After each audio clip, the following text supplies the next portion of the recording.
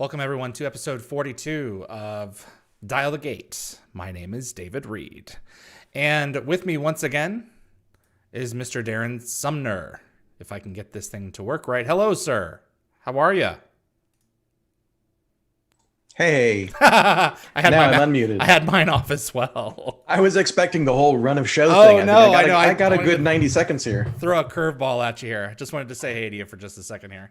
But we're going to be getting with you in just a moment here. So for what's the plan for this show is strictly catching up with Darren, seeing what's going on with him, Stargate news, and that's the main plan for this episode. So we're going to have some time to catch up with him, go through the news, take live viewer questions. You can submit more than one in this case because these are not for any special guests, just the normal guests. It's just us in today here. So it's just us. It's just us. But before we get into that, I would invite you to click the like and subscribe. We are announcing a brand new Discord channel. The link is right there on the screen. Please be sure to copy it exactly. A lot of fans come together each week in YouTube to chat, and now the discussion doesn't have to end. So go to our Discord channel after today's shows. Also, if you like Stargate and you want to see more content like this on YouTube, it would mean a great deal if you click that like button because it makes a difference with YouTube's algorithms and will definitely help the show grow its audience. Please also consider sharing this video with the Stargate friend, and if you want to get notified about future episodes, click the subscribe icon. And giving the bell icon a click will notify you the moment a new video drops, and you'll get my notifications of any last-minute guest changes. That's all she wrote. How are you, man? I'm doing well. Good? I've been watching Dial the Gate as much as I could over the busy holiday season and on into January. And I want to know how you are feeling about how the show is going. Are there standout awesome moments or things that you would have done differently? Man, done differently. I guess I would have trimmed a couple of things that I've started to trim now. There's a kind of uniformity with the show that we're kind of moving into that I'm comfortable with. I'm getting into a couple of bad habits that I don't particularly like very much, but we'll keep those to everyone's imagination. But yeah, I mean, generally speaking, it's really good. The velocity of the show in terms of the audience interest in it is now what I expected it to be at the start. For a while there, we were growing at like 1,000 new subscribers every week. And that was just like, wow. I couldn't believe it. It was a big explosive start. Right. And now it's kind of settled into a normal. It's settled into about 1,000 a month, which is what I was expecting. So it's interesting that has now which is still a great number. You're talking about channel subscribers. Yeah, exactly. So, and there's quite a few people who were in the comments who were like, why isn't this thing getting picked up faster? It's like, well, it's only been around for 3 months, you know? Yeah, and a lot of YouTubers take 2, 3, 4, 5 years to really kind of spark. Yeah, I mean, love it or hate it, it's a show that's off the air now. So there's not going to be a ton of interest at the start. And I think GateWorld's a lot of the same, obviously, with reflecting the interest of the audience. And people who turn up for Dial the Gate and the people who go to GateWorld on a day-to-day basis are the hardcore Stargate fans. There's a ton of casual fans out there who, if the studio were to turn around and announce a new show, they're suddenly going to start to Google Stargate again, and they're going to find this show. Things like this and GateWorld, absolutely. So I was interested to see if anyone in the we finished a trivia challenge just not 15 minutes ago. If anyone in the group would notice my my new addition. And no one said anything. I was looking at it. Really? I spent the first half of the show trying to figure out if it was like broken glass, like the top of a helmet with a broken face shield. And then I recognized that that's just the acrylic stand. Right, exactly. That's Destiny is sitting on top of that. I got it on Wednesday. It came in. I requested one of these back in October. I was standing in the Air Force Museum in, I think, West Virginia, and contacted Tom over at Working Props and said, I've got to have a Destiny for the show. So he came through and made this. So cool. This model, and it is absolutely magnificent what he has done. The detail, I'll post some photos later, But I mean, the detail that he's put in, I mean, the friggin' scorch marks and everything else is absolutely magnificent work. And I've wanted one of these things for years. Cool. And he just came. Is that a resin cast? I think so. It's definitely some plastic. It looks pretty light. It is very light. I had problems hanging on to it for the first little bit, but hopefully that and the shape of the Destiny means it's not going to start to sag after a couple of years. Exactly. Like it's your pretty... poor nacelles back there behind you. Yeah, it's pretty sturdy. I know my poor Constitution class nacelles. And then he made I don't know if this is going to show up at all, but he made a teeny tiny shuttle. That's adorable. That's in the scale of the ship, so I can actually. It's a little micro machine. Exactly. And then I don't know if you'll recognize this. It's a little Kino ball, but it's not to scale. It's not a Kino. It's not a Kino. Mm-mm. Oh, it's the Nakai. The Nakai ship. Is that not legit? That's legit. I asked for a custom display stand, and he was like, "Well, we'll see what we can do." Not necessarily. I still just have this replicator block from Dean. Hang on, just a second here. Oh, that's one of the originals. You got to remind me next time we do this, and I'll pull my screen used Zat gun out of the garage. You still should have the Asgard communication stone. I do. Mm-hmm. It's in a box. There you go. I got to pull that out too. He created a custom display case or display stand, which he is now selling as well. But it's got the whole etching. I know of the ship right on there. Yeah, the etching of the ship, and then you've got. Is that an address? It's got an address on the front piece here, and then just there's some ancient on the side there. Exactly, the work is stellar. Yeah, that's amazing. What does the ancient say? I haven't bothered to translate. Does it say Destiny? Yet. It should, if I had to guess. So he's pretty good about that kind of thing. I'm gonna have to go and translate it, but I haven't really bothered yet. So it's only say something random. It's gonna say like Herald or something. Well, the ice cream cone ancient stunners here. They say on the side they say made in China. Whatever, in ancient. Man. In ancient. That's right. That's great. So news items. Yeah, we got a bunch for news. So Brad Wright was on The Companion.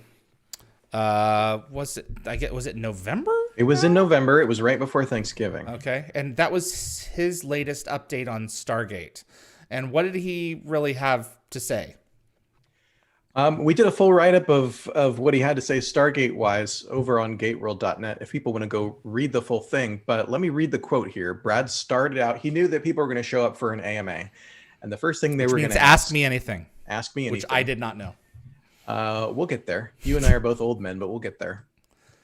People are going to ask him, is there a new Stargate show? We've been reporting on GateWorld since the start of 2019 that Brad was in development on something. So here's what he said. He said, I just want everybody to know that MGM and I are working on something. It's just too early to talk about.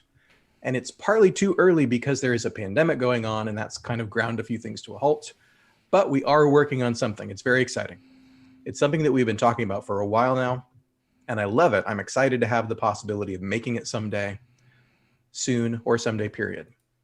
And here's where he gives us some detail, which again confirms what we've been reporting for a while now. Brad says, I'll say this much, it exists in the universe that you already know. It's not a reboot. It's not a completely new thing. It's a continuation. And I'll leave it at that. I'm not allowed to say anything more. I'm sworn to secrecy. So, of course, GateWorld reached out to Brad and said, can you say more, though? Can you give us a little? And he wrote me back and said, no, I can't. I got to wait for MGM to have something to say. That's fair. And Brad would be the last to overwrite his own mythology. I mean, that just makes sense. Yeah, the fact that they ended up talking to Brad end of 2018, early 2019, really shows that MGM sort of turned their attention toward the existing mythology, the past shows, the existing fan base, and what most fans wanted. Yeah, Stargate Network, it's not Stargate Network. Sorry, Bryce. The Stargate Command website was still on the air at online at that point, and when it went down, I was very concerned that everything Stargate related in MGM's mindset was going to go on the back shelf somewhere. It's like, please, God, if you're going to shelve us, it was not fine, a good sign, but do not shelve him. And yeah, so it's I'm still pretty optimistic about it. But the question is just when, I mean, that's the hard one. And right now, so much stuff is ground to a halt. So yeah. And I don't know what's going to happen. I do a lot of reading of the tea leaves and kind of making my best guess based on some contacts that I have, yes, but also based on just kind of knowing how the industry works. Mm-hmm. And COVID had a big impact on film production. Obviously, you can read this across all the trades, the way that everything shut down around March. And then some production started opening up again in September and into October in Vancouver. So there's work being done, but there's COVID protocols. You talked at length with Joe Flanagan about his COVID protocols for shooting C in Toronto. He was in quarantine while you were interviewing him on Dial the Gate. Yep. So, I mean, it's such a weird time. It makes new Stargate impossible to predict. Yeah. It's going to be interesting to see how things unfold and the velocity at which things start to pick back up. I mean, I have serious concerns about MGM if I'm to be speaking completely candidly here. So you published so this is another next story. Piece. Yeah. MGM, I mean, Bond is costing them millions every month that it doesn't come out, and didn't HBO offer to pick it up for like 300 million or something? Yeah. So the headline here from December is that MGM, which owns the Stargate franchise, may go back on the selling block. The whole studio might be bought by someone. Now that's different than MGM selling off its assets, which I've also heard people talk about. This is not that. This is not MGM selling Stargate or selling Bond or selling other things that they own a stake in. It's somebody actually coming along and buying the whole studio.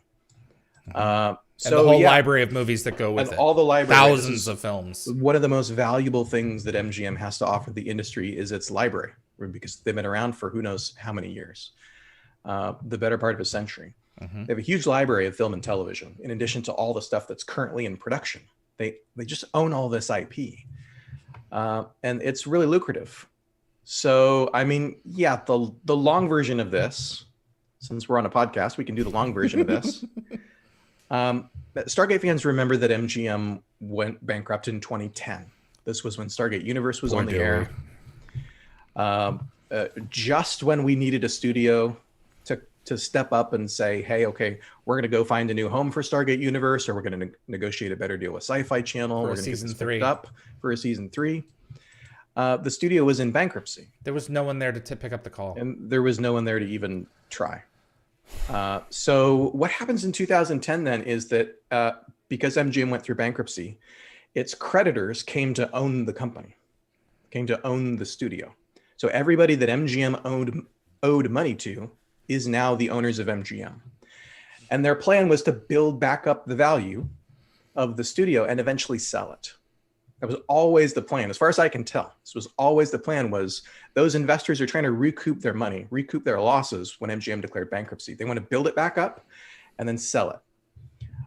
And the question has been over the last decade, okay, when is that going to be? When is MGM going to get to a good enough point in its financials where they're ready to sell?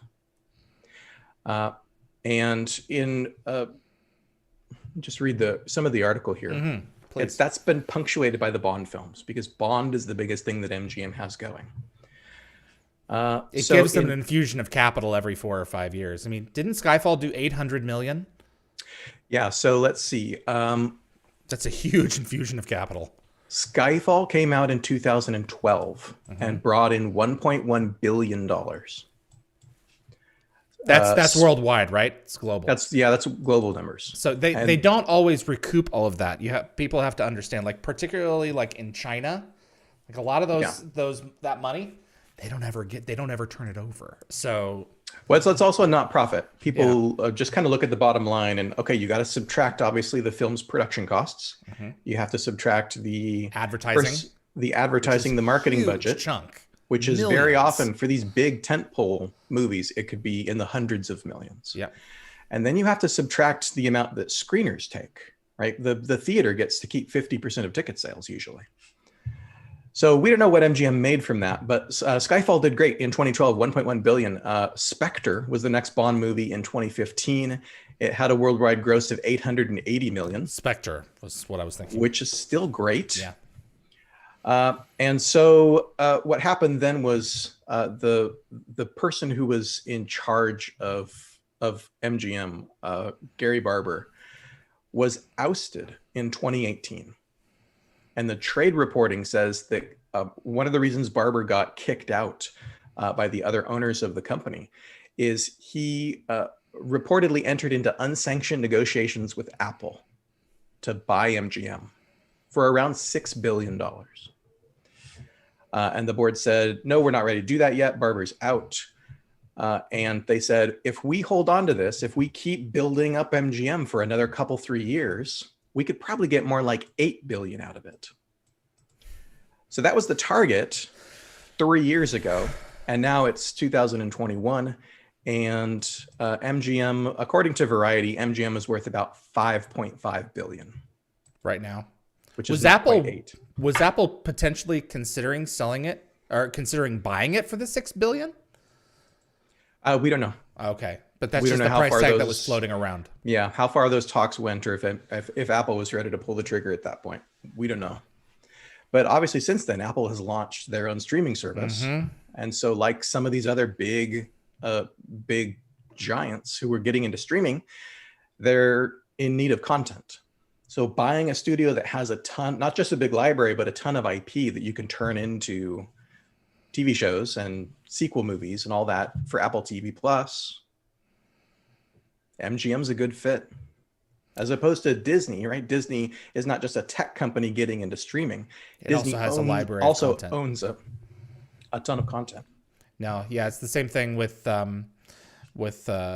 Warner. You know, Warner is owned, I think, by AT&T, if I'm not mistaken, and they've got a huge library of content, like all 17 or 18 films that were slated for release in the theaters in 2021 are going to be released now on HBO Max.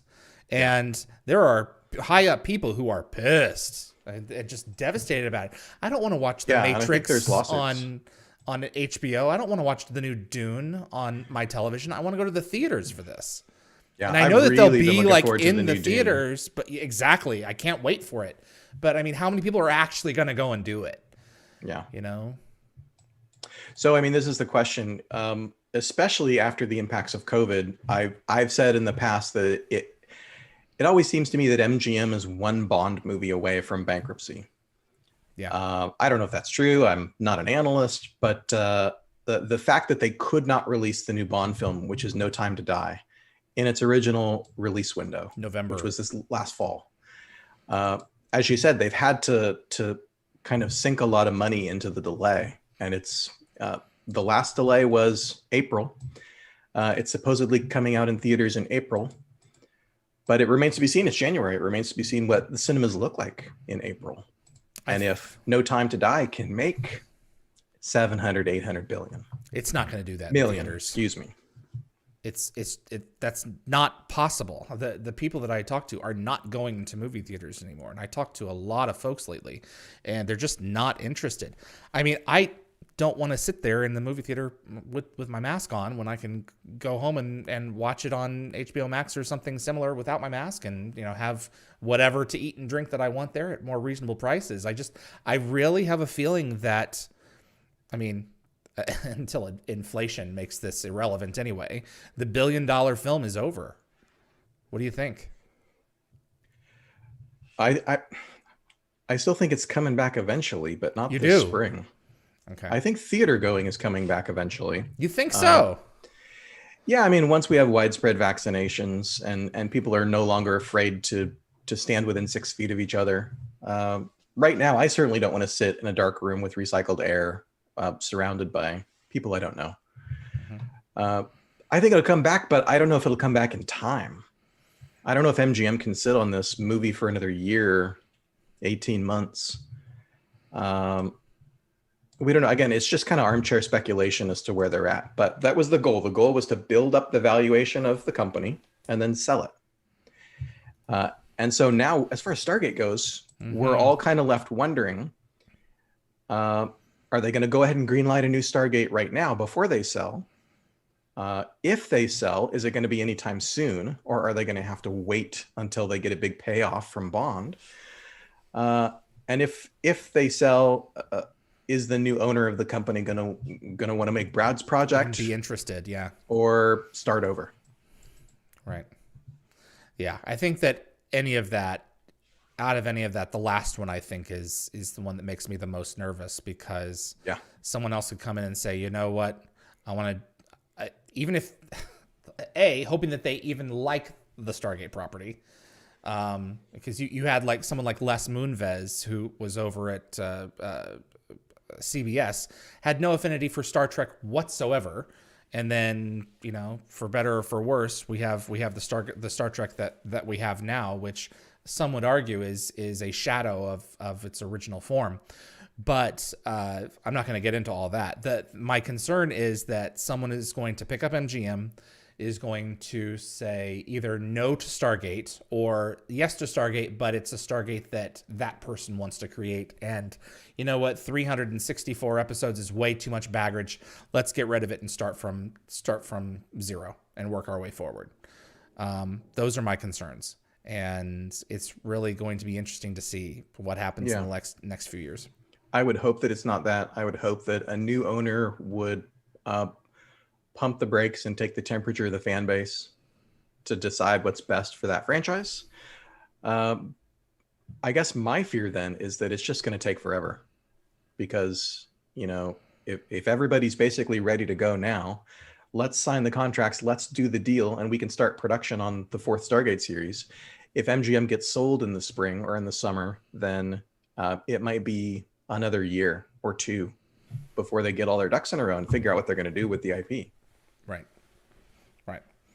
And it does seem like, for better or for worse, whatever does come out with Stargate recently, in terms of making it available to new people, we're not doing so well. And I wanted to get into that next with Netflix. So as Stargate SG-1 was added to Netflix was it December? Was it November? It was somewhere around there. See. This is the one I didn't open. Yeah, sorry. I'll get you details. And either someone at MGM... Yeah, 1st of December. Okay. Or someone at Netflix requested the library for SG-1, and they give them the version of Children of the Gods with nudity and slap a TVMA rating on all 10 seasons, which is not reflective of what the show is at all. Nudity was something that was added to the pilot. It was something that Showtime wanted. It was potentially something that MGM wanted to kind of up the ante of the show. But the show was always meant to be a family series. In 1997, premium scripted television on cable meant F-bombs and nudity. Yeah. This was before The Sopranos. This was before, way before Dexter and the sort of high quality drama. Mm-hmm. And it's made a huge rift in online fandom, because everyone's just, of course, correctly freaking out that there are potential new audience members that are going to look at that rating and say, no, not for me, or no, maybe for me, but not for my family. And it completely misses the point of what the show is. Yeah, it's going to scare off a lot of people. Okay, let's back up here. There's 3 different versions of Children of the Gods. There's the original that aired on Showtime, which had full frontal nudity. Mm-hmm. There was the syndication version which you've probably seen in reruns elsewhere, like Sci-Fi Channel, where the scene is still there, but it's edited from the shoulders up. And then there's Children of the Gods Final Cut, Brad's revision from 2009 that also cut out the nudity. And I looked around when I was doing the write-up on this. I looked around because in the United States, Stargate is currently streaming on 3 different services. SG-1 is on Netflix, it's on Amazon Prime Video, and it's on Hulu. And those 3 services all have 3 different versions of the pilot. Oh my God. Seriously? So now you're starting to think, okay, did they request them? Did MGM deliberately decide to send each streamer a different copy? Or more than likely, I think my take on it, again, just kind of knowing how the industry works. My wife used to be a librarian for a media company. More than likely, it's probably somebody inside MGM or working for a third party that MGM hired to manage its library, who just says, okay, Stargate SG-1, and just pulled it off the shelf and sent it. And doesn't know what the difference is or what they have or what the impact is going to be for Netflix viewership or for the show. Now, that's one problem. One problem is they get that copy. It's also a worse copy of the show, right? TVMA or not, nudity or not, it's not the best that Stargate has. It's not representative of the whole, yeah. Because MGM has also recently upscaled SG-1. Right. The originals, the first 7 seasons before they switched to digital cameras, those are available in standard definition, 480p or so, in 4:3 aspect ratio, which was the original broadcast. Which is not what's available on the DVDs. So the DVD quality is still better. We got the DVDs and we got widescreen for the first time. I was just having an argument with somebody in the comments on GateWorld and went back and was watching your old walkthrough with Bruce Woloshyn when he took you and Denise through Rainmaker Digital. And you have a whole day at Rainmaker video that's still archived on GateWorld's YouTube channel, where Bruce kind of shows you the process. And at one point he explicitly says, how it works. You're only seeing 4:3, but the show is actually shot for 16:9. So now that the DVDs were coming out for the first time, we actually saw the show that they were making, which was the widescreen. If you want to watch widescreen and if you want to watch upscaled to higher resolution, in the US, the only place you can do that right now is on Amazon. Netflix doesn't have those copies. Now, do you have to have Amazon Prime to get it, or do you have to buy it separately? It's included free right now with Amazon Prime. Okay. It's also for sale. Okay. If you want to buy it separately. Speaking of Amazon Prime subscribers, that's the best place to watch it right now. So, we just want to make it available to everyone over at Netflix, because that's a huge new potential audience for seeing this thing. And these are the numbers that MGM needs to see. Now, a lot of people say, well, I don't have Netflix, it doesn't matter. Right. Well, really, a lot of people have Netflix. Yeah. It's a huge audience. And the exposure of Stargate SG-1 to that audience, it's a big deal for the franchise. It has the potential to get a lot of new viewers. If it's successful, then they can bring in Atlantis, and then they can bring in Universe. And who knows, maybe MGM behind the scenes is talking with Netflix about doing the 4th Stargate series. Maybe Netflix wants to know what the audience is like. But what they've done is they've classified all 10 seasons, 214 episodes, as for mature audiences only. And so they're cutting their own audience in half. Yeah. If you don't even have to watch from the first episode. I just picked an episode at random. I dropped into season 3 and I clicked on Ergo. And guess what? As the first shot opens with the TV screen, the map transmission of the tropical planet at the beginning of Ergo, up there in the corner, it says TVMA nudity. It's wrong. I've been really writing this on Netflix. I think all the effort that fans have put into having the Twitter campaigns to rally people, to bring back the show, to make an impression on MGM that this fan base is here. Fans got to rally around this, because the fact that Netflix has the entire series labeled TVMA is the worst thing to happen to Stargate in years. Yeah. Yeah, it's just irresponsible. So Robert C. Cooper had a similar comment at the end of his recent chat in part 2 of our interview with him. And he's just like, what the heck's going on, guys? This was a huge misfire. So the data is also there. Every episode of the series has received an official rating from the studio, right? It pops up if you watch it on Sci-Fi Channel. It pops up as, TV 14, TV PG. Not every episode is the same, but the data's in there. It's in a spreadsheet somewhere at MGM, what each of those episodes is actually rated. Yeah, they need to take advantage of it. And the merchandise for Stargate has continued recently with another, it's like, we could do this, we could spend all the money on it, but we're going to do just enough. Burning through these news stories, aren't we? Yeah, I know. I'm sorry. There's not going to be a great deal of time taken into them. The Stargate SG-1 complete series Blu-ray set is now available with Jonas on the cover. Now, amazing. SG-1 is finally on Blu-ray. On Blu-ray. Which we've been clamoring for what, 12 years? 15 at years? Least. And they are...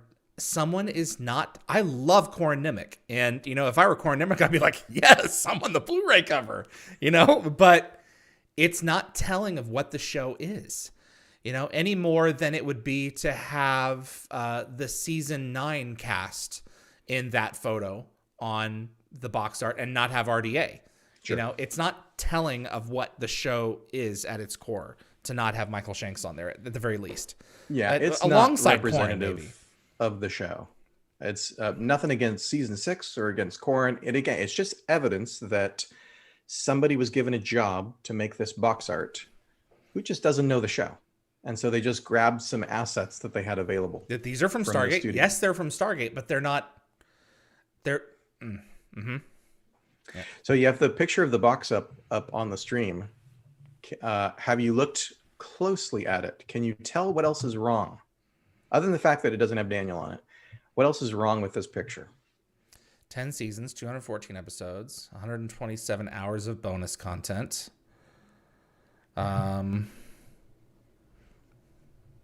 There's something wrong with it? It shows, again, a lack of knowledge of the show and a lack of effort. What I affectionately refer to as a one-cheek job. I'm missing it. And I've stared at this thing. Yeah, does anybody in the chat know what's wrong with this picture? I mean, you've got the... Well, let's start here. Oh, you mean it doesn't have the Arc of Truth and Continuum in it? No, or does those are not part of the television show. Right, it says the complete series. Okay. How many chevrons are on that Stargate? Oh my God. I wasn't paying any attention whatsoever. Not only are there 8, but you'll notice they're not equidistant. No, and it looks like they photoshopped in at like the 10 o'clock and 2 o'clock marks. Like they've just cut it so that they can like tweak it. Yeah. So what you had here was you had an asset that somebody found when they were putting this together, presumably at VEI, which is the sort of budget DVD company that released this under license from MGM. They probably had like a half of a Stargate, maybe a third, but a half of a Stargate. And so they've just mirrored it and flipped it. So if you go around the gate, you'll also notice there are repeated symbols. The symbols that are at, it's too small to see on my screen here, but I think the symbol just past 12 o'clock is mirrored just before 6 o'clock, straight below it. Yep, I didn't even notice that. Look at you. So they took part of a gate and they made a whole gate out of it, which is fine. It looks nice if you don't care. It serviceable looks like the cover of a Stargate Blu-ray set if you are not a fan. Or if you're walking through, the discount stores on the street of China at night. Yeah. So that doesn't bode well. But I think the real issue is what's on the discs. Right. So they're not actual transfers back to the original film negatives. They are HD upres, which for when Star Trek: The Next Generation was going through it, there's an extensive Blu-ray special feature that came out for season 1, and they had done HD upres tests and they were deemed unsatisfactory. But for Stargate SG-1, apparently they are deemed satisfactory, and they're fuzzy compared to film, but they are better than the 480 DVDs. Yeah, they're likely better than what we have. With Stargate, or with Star Trek: The Next Generation, you had a whole multi-million-dollar CBS remastering project that was led by Michael and Denise Okuda to go back and not only remaster the episodes. Right, I think they went back to the film negatives. They went back to the film negatives. They recreate a lot of the digital assets no longer existed, so they recreated from scratch phaser shots, the crystalline entity, the whole bit. All the visual effects, all the external ship shots, they redid it all in CG. So it looks gorgeous. And it's 1080. I watched through TNG with my kids in the new remastered versions. It's beautiful. And, oh my God. That's my favorite show of all time. Yeah. It's the show that made me the fan that I am. And of sci-fi? Of sci-fi. It's such an incredible experience. Mm-hmm. And they did things like this was a model. This ship was shot as a model. Mm-hmm. ILM did a lot of those original shots. Lit. So when they built it digitally, they in certain cases, right, they want to match what was on screen as much as possible. So they did these little things, right? This is not how we would do this digitally today. We'd maybe make it more smooth as the ship is moving or whatever the effect on screen is. They actually tried to match what the original models were doing, which is fantastic. Stargate SG-1 is not that. These are not remastered. As far as we know, they're upscaled. GateWorld has confirmed with MGM that Stargate SG-1 seasons 1 through 7 have been upscaled. So what does that mean when you take it out of the box? What is upscaling? Yeah. Do you know anything about that process? Not specifically. No, I'm just aware that it's not the same either as the rendering that's being done now with AI. So it's something separate, and it's something that's been around for about 10 years, if not more. Yeah, it's not the AI stuff that we see. Lots of fans are doing AI projects as sort of proof of concept. This is how DS9 would look in HD today, using this artificial intelligence algorithms. AI upscaling, yeah. But for Stargate's upscaling, I'm not a tech guy. I don't know how it works, but you're improving the image by doing some sort of interpolation of pixels so that you get a crisper image. It looks better. It really does. This is what we see on Amazon. If you go watch the episodes on Amazon Prime Video. But they're probably still compressed on Amazon too, as they're streaming. Probably so, yeah, because they're streaming. So we don't know. Amazon doesn't tell us the visual quality of those. I'm guessing it's probably 720. 720p is technically HD. It's the bottom rung of HD. But what do we usually get when you go to the store and buy a Blu-ray set? Well, now you can get, 4K, 6K. Yeah, but if you're not investing in 4K, Blu-rays are usually 1080. So it's not even that. So I don't think that these episodes of SG-1 are 1080, but here's the problem. We don't know. Mm-hmm. VEI is not talking. We've asked. They're not. They have a very limited amount of information on their webpage. Okay. That this is a super clean copy, but not a lot of technical specs. And I've reached out to them probably 3 times now, and I can't get anything back from anybody. They're not talking. Okay. What about this says here? We don't know what's on these discs. This says including extended episodes. Now, did they preserve Threads, the extended edition of Threads? Okay. This was on my list of questions to ask them. Does it have the longer version of Threads? Which you'll remember we didn't get on the first DVD release. Fans had to go back to MGM and point out the fact that they included the shorter cut of Threads, and MGM did a free disc replacement by mail. So yeah, we don't know that. I'm looking at the chat now. There's also been some early analysis done now that it's shipping and people are getting this in their hands, which I haven't gotten it yet. the audio is also apparently has some issues because the 5.1 surround sound audio has not been mixed properly. So you're getting the wrong channels. Okay. I can't confirm that, but that's what I've seen fans say online who have actually popped these discs into their surround sound systems. I'm pissed, man. Oh gosh. I love MGM and the people who work on Stargate. I do too, man. GateWorld, man, for the last 20 years, we've been going out of our way to really help and support licensees. But this looks like a low budget job. It looks like somebody did not put any care or attention into this. They're trying to squeeze some money out of it. And it's really, really simple little things. Yeah, I mean, the audio, I didn't even know about that. That's not so simple or little. That can make it better. And it's like, we just keep on missing the target, you know? And I get the feeling that it's like, well, it's Stargate, you know? If this were Star Wars, this would be unacceptable. And there's a lot unacceptable. Yeah. I know what you mean. It's a huge franchise, but this is unacceptable. Yeah. This should not have happened. And people are all in the comments, and I reading online over the years, it's like people are like, you know, why don't they bring Stargate back? Well, they tried, and not enough people bought it. And that was on Stargate Command. And we were looking at those numbers. We were looking to see what was going to happen. And the subscribers weren't there. And I talked with a lot of people. They wanted it for free. You can't get it for free now. You have to pay for it. And people voted with their wallets, and most of them deemed Origins sub satisfactory. We've also, with respect to Origins, we've also over the last 2 years since it came out, I've seen a lot of people say, "I didn't know this thing existed. Didn't even know it existed at all." The fact that it was ghettoed on Stargate Command. No offense to Stargate Command, but Stargate Command is gone. Most of Stargate's audience is not its hardcore fan base. Right. Exactly.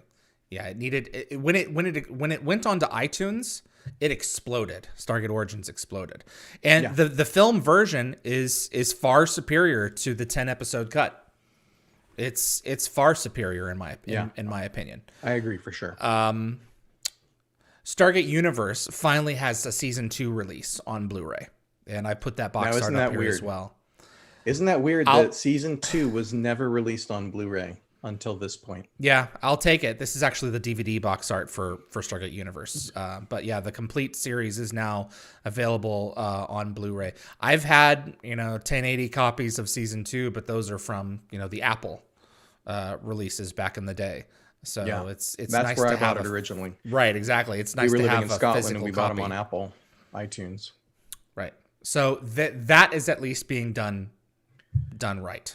That's the new one. That's shipping just this week. It is the complete season starting on the 15th. It's now shipping. It's a situation where we don't actually know what's on the box or what's in the box on the discs. Like Kino Diaries, things like that. I can't confirm for you that it has all the bonus features. I can't confirm that it's 1080. Does VEI want to sell this stuff? You would think that it is because it's readily available. Yeah. But I don't know. We've talked about MGM librarians reaching up off the shelf and sending something out. We don't know if these are 1080 episodes. Okay. Yeah.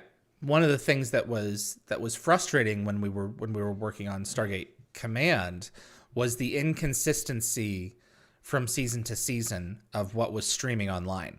Some of the seasons were widescreen, some of them were full screen. And there were different reasons for each. It was kind of all over the place. And my line of thinking was, incorrectly, why don't you just go to the DVDs? I can rip them for you right now and turn everything over, but you can't do that. That's not how it works. It has to go through a specific process. We provided the product, to fans for what was it, 7-8 months that it was online. No, that was the second version of the website. So the first version was up there far longer. But that Stargate Command was online. Stargate Command was online. I can't even tell you how long. It wasn't 2 years. September 2017 through December 2019. It's a little over 2 years. So it was a little over 2 years.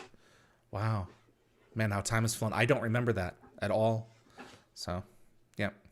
May it rest in peace.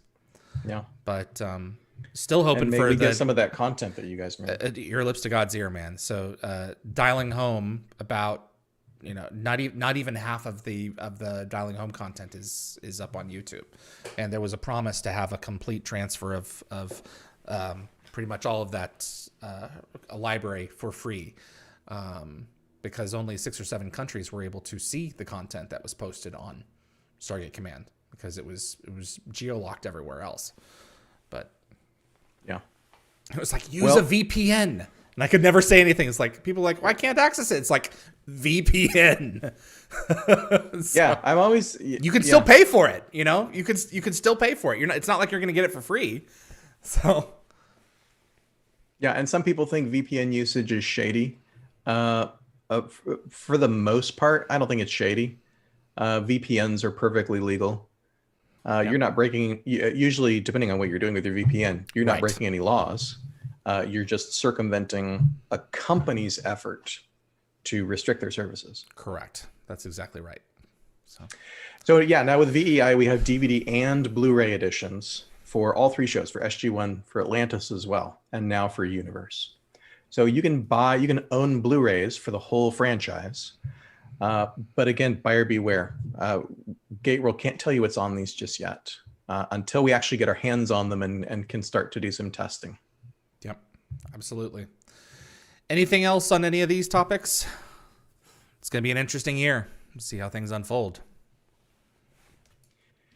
Yeah, it's going to be really interesting. I'd love to have something to talk about. I mean, obviously we've got the news here to hit on here, but you titled our live stream Q1 news updates. So I'm picturing us back here in April for Q2. And I'm thinking, I don't know how much there's going to be to talk about 3 months from now. Well, you know what? There's not a lot going on right now. If there isn't, then we won't do it. You know, I'm not going to just have you on just to look at your pretty face. Well, the people demand. No, there could be huge news. And this is obviously another reason why the GateWorld podcast that I'm now doing with Adam Barnard is very irregular. We'll do 2 or 3 a year maybe, because I mean, there's no news. We could come up with things to talk about. We could do a rewatch. We could talk about the Tolan, but there's nothing in Stargate World going on right now. Yeah. Other than we keep releasing a new YouTube video every time Brad or Joe Malazzi says something. Yep. The new Stargate project is still a thing and is not dead yet. That's worth covering. It's worth telling to fans that this hasn't gone into the dustbin yet. 4 chevrons locked, I think, was the last one. Yeah, 5. 5 chevrons are 5? That's what Joe said. 5 chevrons are locked? 5 chevrons locked. Wow. Okay. All right. I've got submissions. We have questions? Number of questions, yeah. Cool, some of them are related to what we've been talking about. Some of them are completely unrelated. So, Teresa, question for David and Darren. If you were able to choose any role or type of character in the Stargate series, what would it be? Villain, commander, alien? I guess any role for ourselves? I'd probably have to be a tech guy. Something like Eli. I want a non-speaking role that is just walking across the background, but I want to appear all the time. I want to be a background extra who is like gets conspicuous after 5 or 6 episodes. Summer, is there a place we can write to officially protest the Netflix rating that would make a difference? I mean, it's not an incorrect rating for the pilot. That's the problem. What they've done is they've taken the pilot's rating and applied it to the whole series. But what they need is to either get their hands on the syndicated version of the pilot or ideally the final cut. The only thing I can think of is to keep on bringing it up on Twitter. Tell Netflix. I mean, I don't know who runs Netflix's Twitter account. If that's usually big companies, customer service will run that, and certain topics will get kind of collated and reported up the chain. You know, like these 30 people are talking about Stargate. So if you make enough noise, there's potentially a way for it to get in front of people. That's at how anything Netflix. gets done at this point is, But yeah, it's got to build be up volume. It's got to be a That's tweet what it's storm. at. It's not going to be you, me, and the next guy a couple of times a week. It's There's got just to not be a enough of big us. event. Yep. Yep. Eva Lipinska, what streaming platform would fit to make a new Stargate in your opinion? Unless it's extremely explosive and amazing, it doesn't get more than 1 or 2 seasons anymore. You know? And Stargate is not a cheap show to make, despite the fact that it's not perhaps as expensive as like a Star Trek Discovery or a Star Trek Picard. Some of these streaming shows are getting big budgets these days. Yeah, and unless they're really bringing in a number of viewers, and unless they're making a real big impact on social media, they just kill them. You know, Travelers was picked up by Netflix for a 3rd season. It was a great 3rd season, and I'm guessing they didn't get the numbers that they wanted for it, and they killed it. So, I mean, would you be content with a 1 or 2 season Stargate, series? I think we have to get used to that idea. Honestly, if a new Stargate series is announced on Monday, tomorrow, I think we have to get used to the idea that streamers are looking for a smaller portion. You're not going to get like an NCIS that goes on forever. No. And there's been some reporting on this the last few years. Folks might have seen reporting on Netflix cancellations. For Netflix, at least, unless a show really hits the cultural zeitgeist, like Stranger Things. Stranger Things is the one I think of, yeah. Yeah. And that's only doing 4 years. It seems to be Netflix is capping most of their originals at about 3 seasons. And it's because, they're not ad supported. They're subscription supported. So they are not going to make, once they kind of hit a maximum number of people that are going to be drawn to the service or stay with the service, renew their monthly for Stargate, then the show ends. And I think that was the case with Travelers. They were going for a kind of magic 3 seasons because Netflix's internals tell them that's about how much their viewers want of a show in order to feel satisfied, in order to feel like they got a complete product. Mm-hmm. Regardless of where the story goes. It's kind of a volume thing. So, John 42, what happened to the notebook props Daniel and Jonas wrote in? I didn't get them at PropWorks, so they were already gone at that point. There were people before PropWorks were involved that did get their hands on a lot of that stuff. A different auction house? Well, yeah, I forget the name of it. They were involved with GateCon for a little while there, and you would show up at GateCon, and these props would be for sale, and these costumes would be for sale, these original pieces.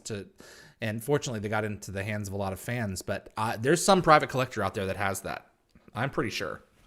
So, yeah, I've always been curious if there were pieces that you were looking for that never showed up in all the work that you did with PropWorks that you just never saw come across.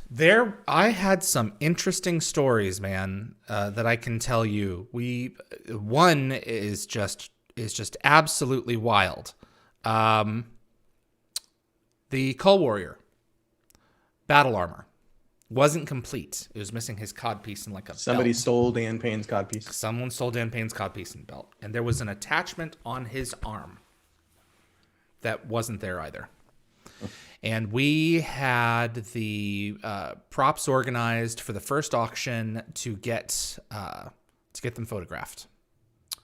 And we're putting the Cull Warrior together.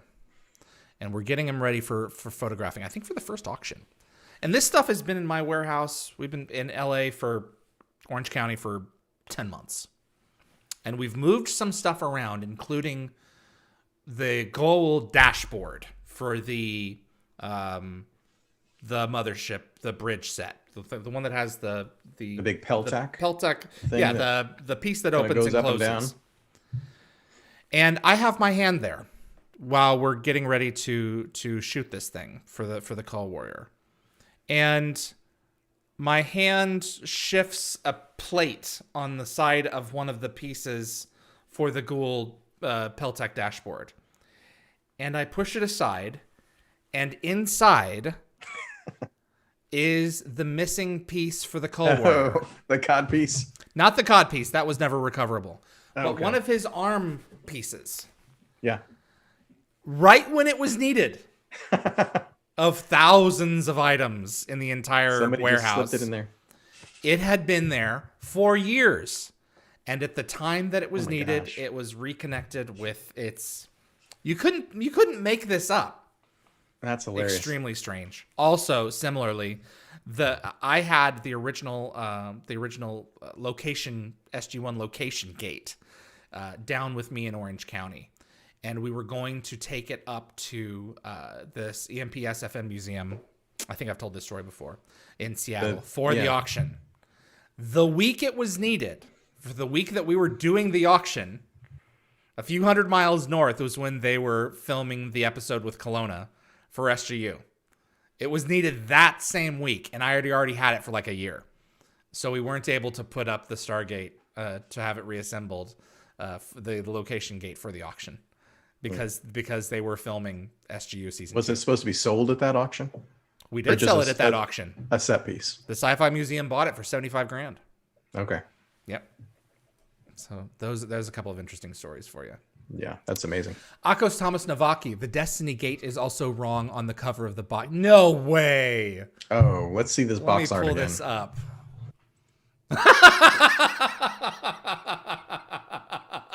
I see it. The Destiny or the Destiny Gate? The Destiny Gate. Yep. They've deleted at least one chevron. Well, the symbols are not there. The dots and dashes are not there. That's the back side of it. Oh, that's the back of it. Yeah. Yeah, there's at least one whole chevron missing. My God. Oh, for Pete's sake. Somebody took a class on Photoshop. I guess so. They were able to blend pretty well for the most part, but I mean, come on, guys. Come on. What are we doing? Anyway, thank you, Akos Thomas Navaki. Ian, hey dudes, Joseph Malazzi's show just got greenlit. Yes. Do you see that as good news for an SG show? I did not know this. So congratulations, Joe. I'm going to have to text him. Yes, I've been meaning to do a write-up on this for the site and haven't had a chance to do it yet. Well, good for him. The show is called, I believe, Powder Mage. And it's an adaptation of a fantasy book series. The report that I read did not indicate a broadcaster. So it might be currently being shopped. Okay. So we don't know where it's going to show up. But yeah, Joe's showrunner. Awesome. Good for him. That's fantastic. As to how it might impact Stargate, I wouldn't anticipate that it would impact Stargate at all. No. Because that project is currently in production and Stargate is not. And even if they were in production at the same time, I mean, we would hope that Joe would get to do some writing and producing on a new Stargate series, but there's no guarantee that the old writer's room would get reassembled. No, there's no guarantee of that at all. The only one for sure is Brad. I mean, he would be more than able to go back to the likes of Rob and Joe and Paul and Carl Binder and Carl. You know, Martin Garrow's a little busy now. But yeah, Martin's too famous for Damien Kindler is show running as well. All right. Brian O'Neill Singleton. Would SGU have eventually touched on the mysterious furlings? I think that's probably a definitive no. But I don't know for sure. They were always kind of like, we dealt with the furlings in season 10 with 200. We gave you a version of them. I seriously doubt it. It's always a possibility, I guess. It's always a possibility. I get the distinct impression that the powers that be were content never fleshing out the furlings. They never really had any intention. Right? Rob's told the story of how he felt like the fifth ray sounded better than the fourth ray, right. So he was just making up names. And fans really grabbed onto it. Mm-hmm. From a mythology perspective, not the name perspective. Yeah. You know, and we just kept asking about the furlings. Exactly. Every interview, every convention, people were constantly asking the writers about the furlings. And so they did the 200 thing as a joke. But I don't think they ever intended to flesh out the furlings. I don't think so either. Akos, another question. Have you heard that Brad Wright is interested in using the LED wall technology of The Mandalorian in the next Stargate show? Have we heard that? Is he interested in that? It was brought up in the Companions AMA. And he is interested?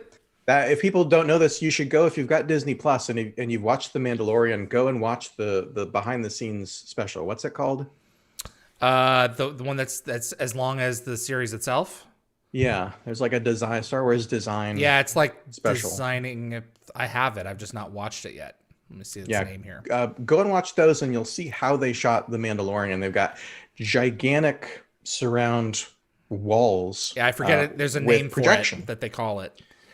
Yeah, but it enabled them to do amazing stuff. Right, it uses video game technology, so the camera can move around. It's and unreal. The background that's being projected on the screen tracks with the camera. It's incredible, right? So somebody asked Brad if he'd like to use something like this for a new Stargate show. Of course, he said yes. It's the cool, shiny new toy in film and television production that is really suited to sci-fi environments. Mm-hmm. Because you can imagine render it's also stuff. still pretty expensive. Yeah, you can render stuff in real time, and then reflections are the big thing. You get actual, genuine reflections of light and texture and everything else. It's called Disney Gallery. Disney Gallery is the behind the scenes show. Yeah. Mm-hmm. And they were, I think they were planning on doing more than one season, but the first season is The Mandalorian season 1, and it's 8 episodes. I've not watched all of it yet. I've watched a piece of it. It's good. It's really fantastic. That LED light wall is just. Yeah, you'll get to meet all the directors. You'll see shooting on set, and it was at the end of that, the last episode for season 1, where they revealed Mark Hamill. Mark Hamill has a cameo in season 1 of The Mandalorian. I've not seen season 2 of Mandalorian yet. You should watch it. Yeah, I know. I've had it all spoiled for me. So. Oh yeah. All the secrets are spoiled. The world we live in nowadays, you gotta keep up on stuff. I like literally. There's so much television to keep up on, and almost everything I watch is sci-fi fantasy. There's so much to keep up on. I literally have to decide. I'm gonna watch this one weekly so I don't get spoiled. I'm okay being spoiled on these. Right. Yeah. I've gotten to the point where I that's the calculation now. I just choose which shows I'm gonna get spoiled on. Yeah. Oh, yeah. All right. Yeah, I need to watch The Mandalorian season 2 at some point here. It's on my list. It's fantastic. I know it is. If you haven't gotten to it yet, it's my intent to. I just haven't gotten around to it. I don't watch stuff as it airs anymore. I wait until it finishes. And you've been that way for a while. You were one of my first friends who adopted the DVD binge philosophy. Yeah. Back when Lost was on. Not with everything, but yeah, Lost. Yeah. Well, because the nature of Lost. So, but Game of Thrones, I watch that week to week. There's just nothing really on TV anymore, as far as I'm concerned. That's must-watch television that can't wait. Yeah. All right. If you haven't done it yet, it would be worth going back through Clone Wars and Star Wars Rebels if you haven't seen them. They're great. Before you start season 2 of The Mandalorian. You want me to rewatch them? I could give you a list of some key episodes. Okay. I mean, I know, yeah, there are some pieces that definitely play. So, if you've been spoiled, a lot of the big characters. Oh, yeah. From the animated series. That's all been blown out. Yeah. Turn up. Yeah. So it's worth knowing their backstories. Yeah. Well, I've only watched those in the last year anyway, so it's pretty fresh. Did you finish Clone Wars and Rebels? Yep. They're brilliant. Okay. Akos, another question. Akos has got a lot of questions here. Could GateWorld reprint the SG-1 book, Celebration of 10 Years? Would you officially produce or fan raise ones of Atlantis and Universe? We just had the rights to release them. Didn't you get a call at a certain point saying, to get rid of the others that were left over? Yeah, here's the story. I'll give you the full scoop on this. The Celebration of 10 Years is a big square paperback volume that was given out as a crew gift during the 10th season of SG-1. Every year they had a big crew party, and producers would give a gift to the entire cast and crew, and they tried to do really cool things for the crew gifts. And in season 10, they wanted to do a memory book, especially once they had gotten the sense that it was going to be their last year. They didn't know that it was going to be their last year, but they created a memory book. It's full of memories of production. And they want to do a big, full color, glossy book. And so Rob Cooper called me and said, we want to offset the cost. We want to make it really cool. So in order to help us offset the cost of printing this thing, how about we autograph them and have GateWorld sell them to fans? So that was our role. We got them from the studio. We got about 1,000 of them originally. They went into a warehouse and we sold them online. We didn't sell out. They were a premium item that was a couple $100. It was a premium item. It was autographed. Every copy was autographed by a main cast member and a member of the writer's room. It was really fun for a few months there for everybody to go on to GateWorld forum and sort of try and decipher the autograph that they got. Who did you get? This looks like a Joe Malazzi and a Claudia Black. So they sold for GateWorld for several years. They never sold out, and eventually MGM asked us to stop selling them because they were not an officially licensed product. It was a favor for the production studio. So the rest of the stock, I held on to a few, which we've done for giveaways. Rather than sell them, we auctioned some off at GateCon 2 years ago. I've got a few more copies that I'm going to bring to GateCon the next time that it's held, hopefully 2021. And the rest of them were destroyed. Yeah. That's the shame of it. The rest of them were pulped. Yeah. So we didn't print those. The answer to the question is we never printed those. And they will never exist again. The copies that are out there in the wild are the only copies that exist. I think you can occasionally get one on eBay for a pretty penny. Yeah, they'll pop up, and the Stargate cast and crew all got them. They got the hardback ones. Every once in a while, you'll find one that is not autographed that pops up on eBay, and that's because it was a crew gift. Yeah. All right. Redux. Any chance of doing a stream talking, exploring likes this about the various history of the strange development of the games that never launched? I wouldn't be opposed to it, but I would want to bring in some experts. Yeah, that'd be a good experts conversation. I still have connections with a lot of the people at Stargate Worlds, and it's my intent, once we get a few more dozen of these in, I do want to ask a lot of those Stargate creators, particularly Chris Klug, who was developing the story on Stargate Worlds. I do want him on. I haven't asked him yet.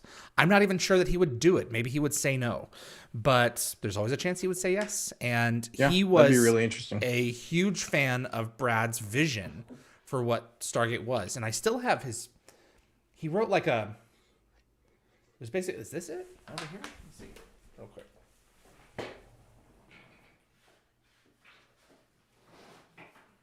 That's not it. Anyway, yeah, he created a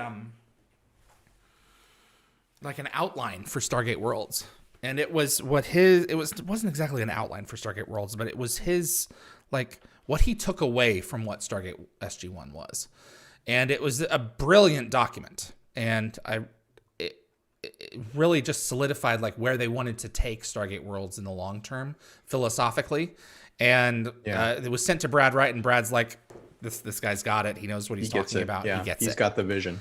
Yeah. And I want to bring Chris at the very least on at some point and discuss what his vision of Stargate Worlds was. And then you had the the failed they were all failed in one degree or another. The Stargate SG-1 video game that was in development down in Australia. Yeah, prior to Stargate Worlds, a studio in Australia called Perception was developing Stargate SG-1 The Alliance. Yes. This was in the, I think, PS2 era. Yes. And we are working on a feature. I've got some info that the head of Perception has sent me. He's answered some questions about the history of that and how it fell apart. And he sent me some new assets that I don't think have ever been seen online. So we're going to have a kind of whatever happened to Stargate SG-1 The Alliance feature on GateWorld pretty soon. I played pieces of the game, and the parts of it I played were definitely fun. But it wasn't completed, so it just kept on crashing. But I would love voice to see acting that. The voice acting for it was completed. They had the main cast do voices for that. Yeah, there's whole chains of dialogue that you can connect together and listen to them talk.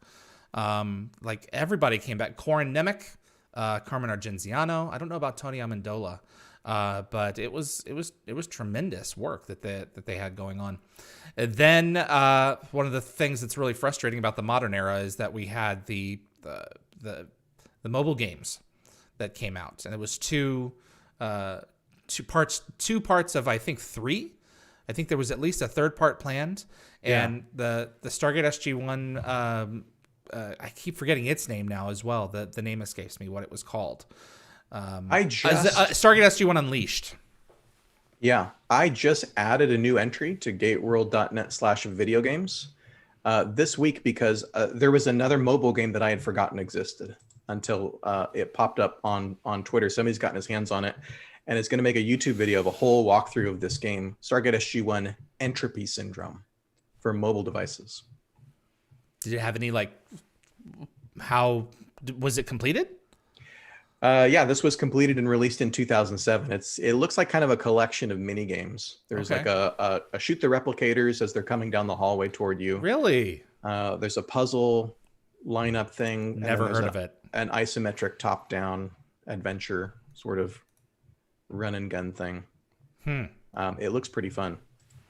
Stargate SG-1 Unleashed was great. It was really good, and once the company went belly up, you can't play it anymore. You know, it exists nowhere. Yeah, and I never got around. I didn't have a device that supported it, so I never bought it. Yep, I had it on my iPhone, and I loved it. The trailers are fantastic. This came out from Arcalis Interactive in 2013. Arcalis is the same one that did Unleashed. That's what I'm talking about. Stargate SG-1 Unleashed. Okay. And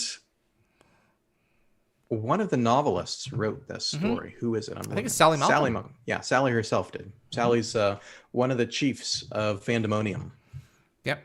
Who publishes the Stargate novels. So she wrote an original story for this. And did they ever release part 3? No. I guess it just didn't make enough money. They went bankrupt. But yeah, the first 2 parts were out, and they were Sekhmet. So it was really cool. Oh yeah, she was the big bad. She was the big bad. Yeah. She the Russians, while they had their Stargate open, the Russians had a Goa'uld, and the Goa'uld escaped and took over a Russian lass. All right. It looks great. Yeah, it was. I'd love to play it. Jeremy, you good? I was just going to say we should talk to Sally about I would love the rest of that story, what the story was and how it was going to end, because part 3 never came out. That's right. I would love to talk to her about it. Jeremy Heiner, I know you worked on Stargate Worlds as a community manager. Did you ever get to see the game played or play it yourself? Also, do you know if there are any working builds out there? I did play the game a fair amount, and I really loved it. I really loved where the story was going and what was coming down the pipe for it. They were going to do stuff with the Furlings. The Furlings were actually going to play a key role in the mythology of the game. They were going to introduce a new crystalline race called the Stragus. The studio was actually asking them, can you replace that with the Titans? The studio was Stargate Cheyenne Mountain was very. The people who were developing Stargate Worlds, they loved the name Stragus, and Brad and Rob and the others were like, well, we've never done the Titans. Why don't you just use like that angle to it? And they were thinking about it the last I heard, but the game, the funding wasn't there for it at the end. The studio started going for different, tried to expand its portfolio and launching a racing game title. They were working on a title for Deadlands. My understanding, and I don't know if this is true or not, was that these funds were earmarked for Stargate Worlds, and the money went to these other titles, and Stargate Worlds lost thrust, and it just didn't come out. It's such a huge shame because, as far as I'm aware, millions of dollars were spent on this thing. And at least, yeah. Yeah, you reported on GateWorld everything that went down with that, Yeah, that boy, if it was sad that the Alliance never came out. Worlds died in a massive fireball. Yeah, and I knew these people. People who were affected by it. There were didn't get paid. Mutual recriminations and lawsuits, and it was gross. Yeah. Akos, do you think there will be more SG? There could be more SG spinoffs after SG4 that could be successful, like Star Trek has done. I think that if we could get Stargate back, I think that we would be on a whole new train ride. I really do. I think that the possibilities for that are absolutely wide open. So, Teresa, What Stargate characters would you like to see return for a new Stargate series? Specifically, I'd love to have Sarah Gardner back. Good choice. I would love to see Charles Shaughnessy back as Alec Coulson. I just kind of assumed that he was on Destiny or out there somewhere. I was actually working on a treatment called Stargate Oblivion, which was going to be a 6-novel series with Diana Botsford, in which we brought Charles Coulson back, as well as a few others, because he's off-world somewhere, and that was never answered. So what happened to him? So someone like that doesn't just go away. You know, you don't put Elon Musk on Alpha Site and expect him to stay quiet. So, Darren? Yeah, those are good choices. I'd have to go back kind of through the mythology and figure out who makes sense, right? 10, 15 years later, who makes sense to still be around. Because I think it's got to make sense for the story. It can't just be fan service. Exactly right. It can't just be to make all of us SG-1 fans stand up and say, hey, Braytac, there he is. He's talking about being 168. Yeah, it has to have relevance. I would love to see Braytac. But yeah, it's got to make sense for whatever story they're telling. Absolutely. Akos, do you think Dean Devlin will really pitch his own Stargate series? Would it be part of the Brad Wright universe? Dean Devlin and Jonathan Glassner were actually talking about a Stargate potential project that wouldn't necessarily directly tie into Brad Wright's universe so much as perhaps sidestep it. So they could still sit together, kind of like the alternate reality for Star Trek. But we didn't get into a great deal of information about it. So, yeah, the impression I got was that it was kind of a multiverse idea, that it would exist in a separate timeline and wouldn't necessarily interfere with another project. Although, right, there's business reasons for not having more than one universe operative at the same time. But yeah, that's all I got to say about that. Raj Luthra, do you think Joe Flanagan would be interested in purchasing Stargate Atlantis once again, or perhaps the whole franchise? Stargate would probably have to be sold all together, and if it were to go up on the selling block, I wouldn't be surprised if Flanagan, put up his paddle and said, "Hey, right here." It wouldn't surprise me at all. Be interesting to see what kind of a show he would want. Yeah, his sensibilities were not exactly necessarily the same as Brad's. I think he really enjoyed the more actiony angle. I think if he were to show run, I think you couldn't expect a more contemplative version of the franchise. I think you would get a more run and gun version of it. So your mileage would vary. I wouldn't necessarily I wouldn't be opposed. So. Yeah, for people who don't know this story, after the bankruptcy, after SGU went off the air, Joe Flanagan was talking at one point, not about buying Stargate, but about leasing Stargate, which is a weird idea, to lease IP from the studio that owns it. Basically to just get a license to make his own Stargate show, since they weren't doing anything with it at the time. But to do that, I don't know that Joe has pockets that deep. He gathered a group of investors who were interested in that. And as far as we know, made a formal pitch to the studio. He did. I think so. For him to actually then go and buy it would obviously require a much bigger investment from partners. It's not a bad idea. Jeremy, I'd love to see the franchise in the hands of somebody who cares. Yeah. Not that MGM doesn't. I think they do. I think people inside MGM really love Stargate and want the right project. Bigger fish to fry. But yeah, it's not on the forefront of their imagination right now. Yeah. Jeremy, any update on when Eagle Moss will produce the Stargate ships and what will be available first? Darren? We've asked Eagle Moss. We're chatting with them behind the scenes to kind of get ready for their big rollout. So hopefully you'll hear it first on GateWorld. You'll probably hear it first on Twitter from Eagle Moss, but you'll hear it second on GateWorld. This was pretty terrific news when I heard this. Yeah, they're doing pretty relevant IP right now. Diecast model ships from the Stargate universe. So we don't know yet when the first ones will come out. Probably, let me double check my email and see if he told me. Probably the end of 2021, I would guess. would be about the earliest that something would be available for sale. But just what ships those would be, we don't know yet. Mm-hmm. I don't know. The Eagle Moss knows yet. They probably have a wish list, but everything with licensing has to go through MGM and get approval. Mm-hmm. Yeah. Same with like vinyl figures and everything. I know a lot of people keep on asking, when will Pop do Stargate figures? Pop's not interested in Stargate figures, as far as I'm aware. The fan-made ones are incredible. They are really good. Akos, why was the Stargate Command app not extended outside of 6 countries? Licensing deals with every individual country. It's a whole thing that I don't have time to get into now, but it was a licensing issue. And we were planning on expanding it. But, I mean, that's where we're at to begin with. So, VPN. I can say that now if you can whisper that to yourself in the past. Teresa, so would it be better if MGM sold the series or tried to redeem itself? Your guess is as good as mine at this point. You know, I mean, MGM successfully ran 264 hours of television. No, 300 is it 304? How many? No. 354. 354. Is that right? That's a lot of TV. So, you know what? Anything's possible. I think a lot of people, when we're talking about MGM and what they're doing and what they're not doing over the last decade, a lot of people think of MGM as one thing, as one corporate entity.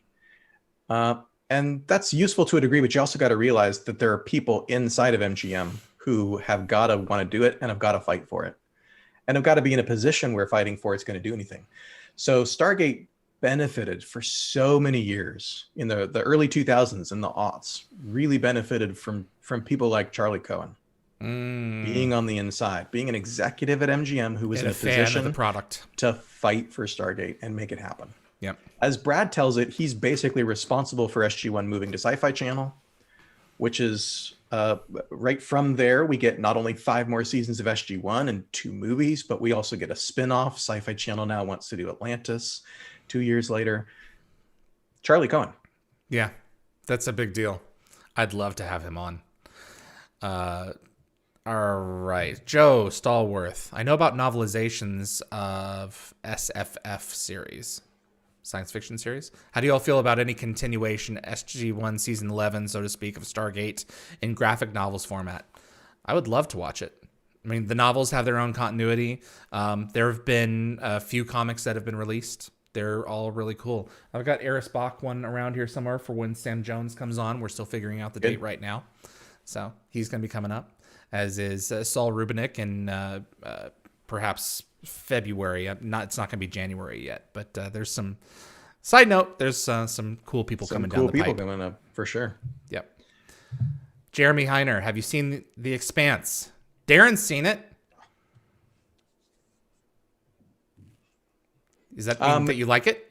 You made a comment earlier about there just like not being any appointment TV on anymore that makes you want to watch week to week. The Expanse is the best science fiction currently being made, period. Really? Yeah. Wow. And it took me a couple of seasons to get into it. Really? Season 1, I was lost. I couldn't figure out, who's that guy? What's the relationship to who? Why is he going over there? Season 2, it started to click. And then season 3 was just bananas good. And it starts to, honestly, for a lot of us, it starts to feel like Stargate a little bit with season 3 because of a really important plot development that I won't spoil. But season 5 is out now. Season 5 is currently streaming, and it's a fantastic show. I've heard that the end is now in sight for it. Like they've got like a couple of more seasons planned, and then that's going to be it. Yeah. So they've said that season 6 is going to be the last. Because it's got like 10 books, doesn't it? But then the writers, so there are two writers of the novels who write together under a shared pen name. Really? J.A. Corey or something like that. The 2 writers are also working on the TV series. I don't know if they write, but they're consultants or something like that. So when the news came out that season 6 of The Expanse was going to be the last on Amazon, I think one of the writers came out and said, for now, like it's the end for now, but it's going to be written in such a way that it's not necessarily the last Expanse that will ever be made. Huh. Okay. Well, I have not seen it, and I have everything that's been released, and I'm looking forward to getting the rest of it and mowing it down. So, and Shora Agdashlu, is that how you pronounce her name? I don't know who you're talking about. She's the Iranian actress. That she was in Star Trek Beyond as well as Admiral Paris, Commodore Paris. Beats me. Okay, she's in The Expanse, dude, and she's got this amazing deep voice. I could listen to her read the phone book. Christian Avasarala, great character. I love listening to her, and I'm really looking forward to the show just for her. So yeah. All the characters. I mean, again, it took me a couple of years to figure out who was aligned with who and what their motivations were, but I love all the characters right now. Right now, I'm really enjoying Amos. Yep, Amos is hilarious. Okay. Dr. Essex. Like, how'd she look? No, what was she wearing? Dr. Essex, can you shot some set locations for us with trivia? My intention is to do Stargate locations at some point, is to go back up to Vancouver and shoot some stuff. We did some stuff for season 2 of Dialing Home. We were going to do a spinoff show on Stargate Command called Point of Origin. And we filmed 6 or 7 different little docu-series vignettes up there. One was at Jack's cabin. Another was at... we wanted to do... We did one. Did you go to Simon Fraser? No, Simon Fraser wanted money from us. They wanted... It was going to be a huge amount of money to go there and film. Because we were trying to tell... Because Simon Fraser, is used to like big productions, going and spending several days there. They probably just have a rate. Right. And we were trying to, they were like, okay, well, for one day, it's going to be X thousands of dollars. And for 2 days, it's like, no. It's going to be like 2 people and 1 camera. It's not going to be this whole thing. And every time we plan on doing it, they were like, yeah, there's shooting, this show is shooting this week. So it's like, God's sakes, if I go up there, I'm just going to go on the campus and film it. So, and my little Dial the Gate show, no one will ever notice. Yeah. So ask for forgiveness rather than for right. permission. Well, I mean, I'm not going to just do it like that. I am actually going to let them know that I'm there. But at some point when COVID is over, we'll definitely be going back to Vancouver to go to these different places and do trivia. Yeah, I can't wait to go back. I need a co-host to do that because I don't want to be on camera for those. I need someone of the female persuasion to do that for me, so that we go up there and film all that together. I'm much more comfortable behind the camera, always have been. So... that'd be really fun. If you don't know what we're talking about, Simon Fraser University, you're going to recognize the campus most as Tolana. Yep. Brian O'Neill Singleton, were there any topics or storylines that we would have loved to have seen played out or have specific guests come on the shows? I'm assuming Stargate. I mean, I'd love to have had Sarah Gardner back. So Anna Louise Plowman. Yeah, there have been... I think that I would have loved to have seen more of Lou Diamond Phillips. I think that he would have been great as a lead. So we're talking about on the show now. Not specifically Dial the Gate, but or on Dial the Gate. Yeah, any topics or storylines that you would have loved to have seen play out. So Stargate. Yeah, Lou Diamond Phillips. I'd love to get. I've been trying to get in touch with his manager, but there's 2 phone numbers and they both direct to the other one. So if anyone has contact with Lou Diamond Phillips... Sounds like somebody who doesn't want to be gotten a hold of. Right, exactly. I've been trying to do it, and I can't get a hold of him. So if anyone has contact with Lou over Twitter or something like that, please let him know. He's pretty responsive to fans on Twitter. Oh, he is? Okay, I may just have to do it, because I want to talk to him about Tinderbox. I do want to talk to him about SGU, but he just came out, he just wrote a novel, and I inhaled it in 2 days. It's nice. A great book. So, Redux, since... It's been so many years since the shows were left with cliffhangers. Do you think a continuation in video game form with the cast returning would be ideal to continue the story? I have said for years, digital animation would be the way to finish it. Not necessarily a video game, but digital animation. It's come such a long way, and it's only getting cheaper. So, I think that would be a great way to wrap up Atlantis and wrap up Universe. But, like Rob has said in the interviews that we've had him on, there's very little reason at this point to go back to that other than just fan service. You have to create something that's going to push the story forward. And I suspect in SG4, we will find out what happened to those missions. We'll find out what happened to the Wraith, and we will find out what happened to Destiny. But is there really money at this point in going back and shooting that stuff? And to be perfectly honest, I don't know. I'm not sure.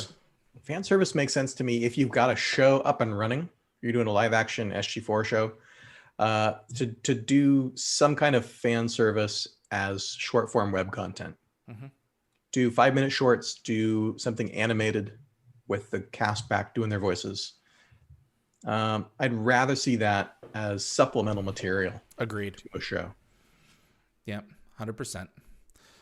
All right. Okay. Akos, last question. Will you invite Brad Wright? Brad has an open invitation to be on Dial the Gate. So he has said to me he will do it. It's just a question of when. So, all right. Those are the questions. So thank you guys. Absolutely. Thank you, Darren. Yeah. Thanks for the questions. It was a lot of fun. This was tremendous to have you on. I don't know if we'll do a Q2 news debrief. We'll see. Hopefully there will be a reason to. I got to get busy and write some news stories. And if there's no good news to report, maybe we'll just fabricate stuff. Right, because that'll go over well. Maybe I'll just trash my 20-year reputation. Yeah. There's like the headlines that have been appearing over the last couple of weeks. I don't know if you've seen these Stargate headlines about a new movie reboot that's based on nothing. Based on like one comment somewhere, like one stray electron and landed on something, and it was like, oh, there, look. I don't know what's happening. The source is one person who claims to have insider knowledge, who has locked their stuff behind a Patreon account.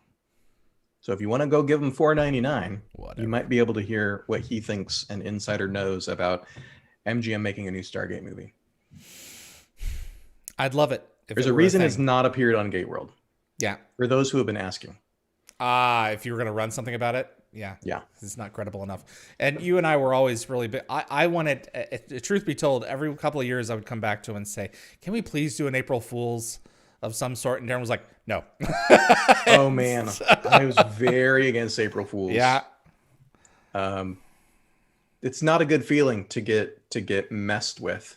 Yeah. To get your hopes up about something. I got fooled several years ago by a Firefly reunion. Oh, God. That always comes up. Just pissed me off. Yep. And then there was another one not related to sci-fi that I was sitting in Panera and Googling whatever it was. I ended up coming across this long, extensive essay that I ended up reading that was like transforming the way that I was thinking about this particular topic, which is germane to my profession. And I got to the end and realized that it was on April 1st. It had been published on April 1st, and it was now like August 14th, 6 years later. It wasn't even the day. And it was still left up.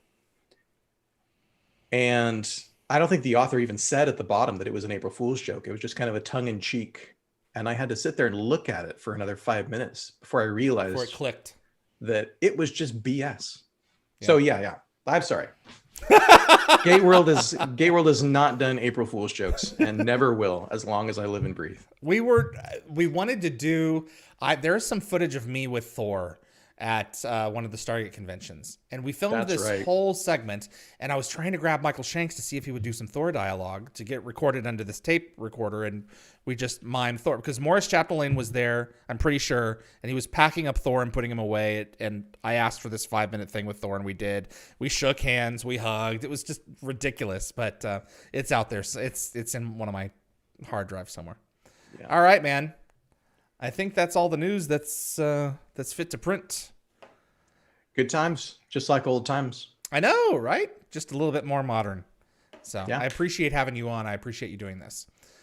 So Joseph Malazzi, David Blue, and Jan Newman are next weekend.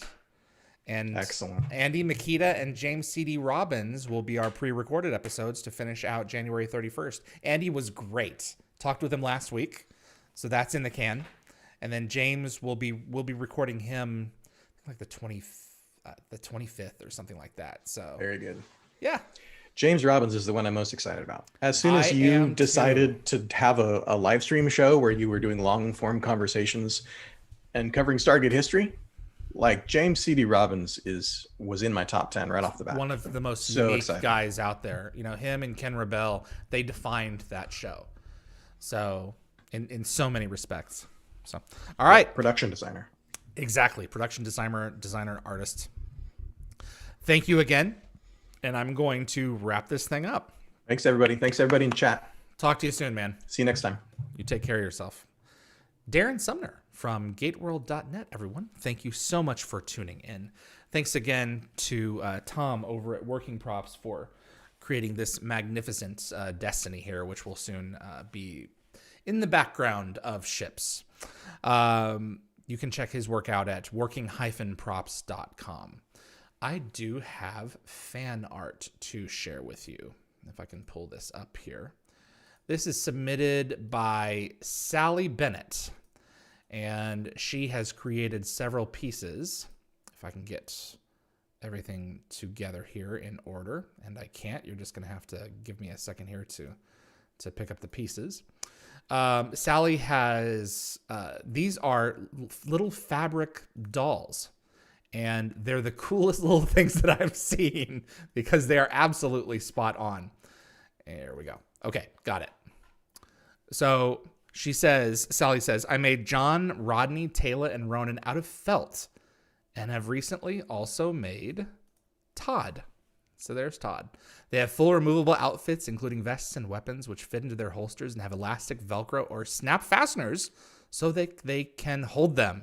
Rodney has a backpack that his laptop fits into as well. So let me see here. I guess we can't see Rodney's backpack from there. I've also attached a couple of views of Atlantis that I pasteled this week. So let me pull that. That is magnificent.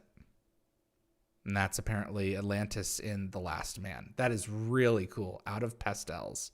And she also did another one here. That classic stock shot of the base. And she also did a, wait for this, Lego Atlantis.